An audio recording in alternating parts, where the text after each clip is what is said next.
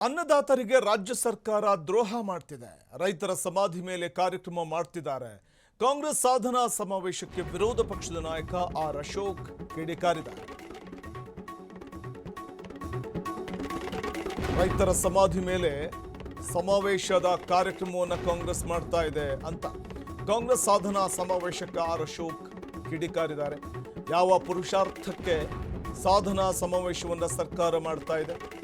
ಪರಮೇಶ್ವರ್ ಮದುವೆ ರೀತಿ invitation card ಅನ್ನು ಕೊಡ್ತಾ ಇದ್ದಾರೆ. ಪರಮೇಶ್ವರ್ ಅವರು ಇವರಿಗೆ ರೈತರಿಗೆ ಸಾಂತ್ವನ ಹೇಳ್ತಿಲ್ಲ. ಇದೇನಾ ನಿಮ್ಮ ಕಾರ್ಯವೈಖರಿ? ಯಾವುದೇ ಅಭಿವೃದ್ಧಿ ಕೆಲಸಗಳಾಗ್ತಾ ಇಲ್ಲ, ಆದ್ರೆ ಸಾಧನಾ ಸಮಾವೇಶ ಅಂತ ಹೊರಟಿದ್ದೀರಿ. ತುಮಕೂರು ಜಿಲ್ಲಾಡಳಿತ 12 ಕೋಟಿ ಕೇಳಿದೆ.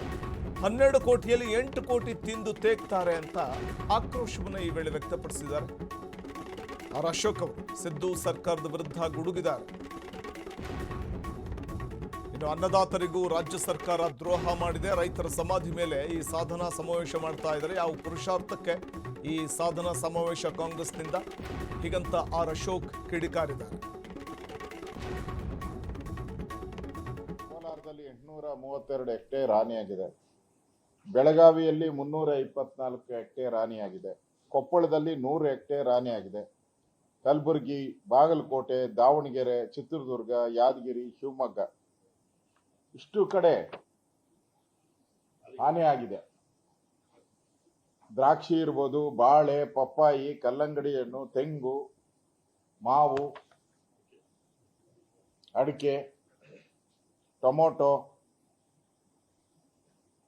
ಇಷ್ಟನ್ನು ಕೂಡ ಬೆಳೆ ಹಾನಿ ಆಗಿರುವಂಥದ್ದು. ರೈತರು ಸಂಕಷ್ಟದಲ್ಲಿದ್ದಾರೆ. ಆದರೆ ಇದುವರೆಗೂ ಯಾವುದೇ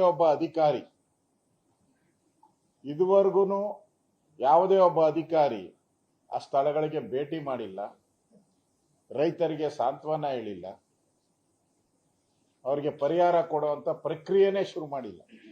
ಈ ಸಚಿವರು ಮಾತ್ರ ಈ ಸಮಾವೇಶದಲ್ಲಿ ಎಲ್ಲ ಬ್ಯುಸಿ ಆಗಿದ್ದಾರೆ.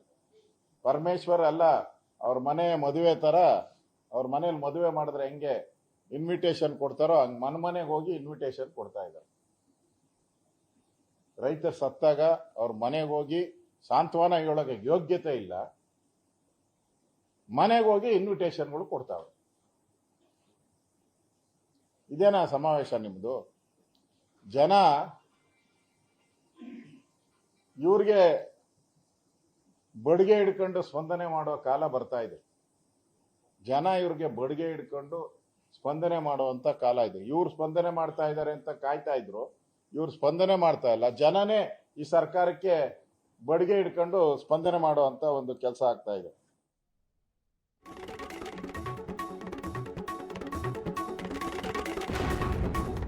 ಪ್ರಧಾನಿ ನರೇಂದ್ರ ಮೋದಿ ಅವರ ಮಿತವ್ಯಯ ಕರೆಗೆ ಬಿಜೆಪಿ ನಾಯಕರು ಸಾಥ್ ಕೊಡ್ತಾ ಇದ್ದಾರೆ. ಎಸ್ಕಾರ್ಟ್ ಬಳಸುತ್ತಿಲ್ಲವಂತೆ ವಿಪಕ್ಷ ನಾಯಕರು. ಬೆಂಗಳೂರಲ್ಲಿ ವಿಪಕ್ಷ ನಾಯಕ ಆರ್ ಅಶೋಕ್ ಪ್ರತಿಕ್ರಿಯೆ ಕೊಟ್ಟಿದ್ದಾರೆ. ಮೋದಿ ಮಿತವ್ಯಯ ಕರೆಗೆ ಬಿಜೆಪಿ ನಾಯಕರು ಸಾಥ್ ಕೊಡ್ತಾ ಇದ್ದಾರೆ. ಎಸ್ಕಾರ್ಟ್ ಬಳಸುತ್ತಿಲ್ಲವಂತೆ ವಿಪಕ್ಷ ನಾಯಕರುಗಳು. 5 ದಿನಗಳಿಂದ ಬೆಂಗಾವಲು ವಾಹನ ಬಳಕೆ ಮಾಡ್ತಿಲ್ಲ ಅಂದಿದ್ದಾರೆ ಆರ್ ಅಶೋಕ್.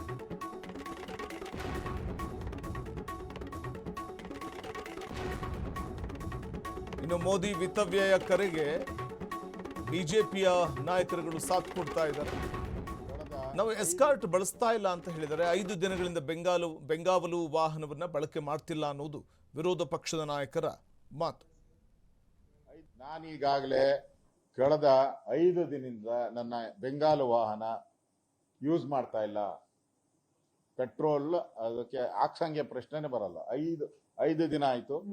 ಇವತ್ತು ಯೂಸ್ ಮಾಡಲ್ಲ, ನಾಳೆನೂ ಯೂಸ್ ಮಾಡಲ್ಲ.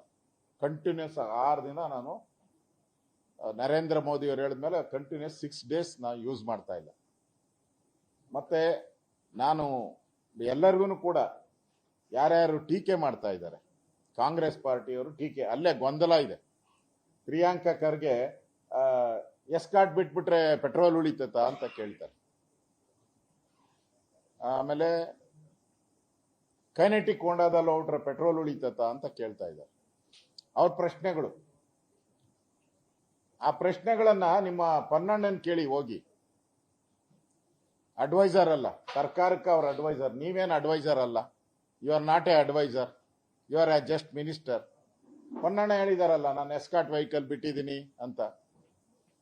ಇನ್ನೊಬ್ರು MLA ಹೇಳಿದ್ದಾರೆ, ಕೊಡಗಿನ MLA, ಎಲ್ಲ ಕೇಸರಿ ಶಾಲಾ ಹಾಕಮನ್ನಿ ಸ್ಕೂಲ್ಗಳಿಗೆ ಅಂತ. ಒಂದ್ ಕಡೆ ಮಂತ್ರಿ ಹೇಳ್ತಾರೆ, ಯಾರು ಎಜುಕೇಶನ್ ಮಂತ್ರಿ, ಕೇಸರಿ ಶಾಲೆಗೆ ಅವಕಾಶ ಇಲ್ಲ. ಇನ್ನೊಂದ್ ಕಡೆ ಕಾಂಗ್ರೆಸ್ MLA ಹೇಳ್ತಾರೆ, ಕೇಸರಿ ಶಾಲಾ ಹಾಕಮನ್ನಿ ಅಂತ. ಇದು ನಿಮ್ಮ ದ್ವಂದ್ವ ನೀತಿ. ನನ್ನ ಎಸ್ಕಾಟ್ನೇ ನಾನು ಮಾಡಿದ್ದೀನಿ, ಮತ್ತೆ ನನ್ನ ಪರ್ಸನಲ್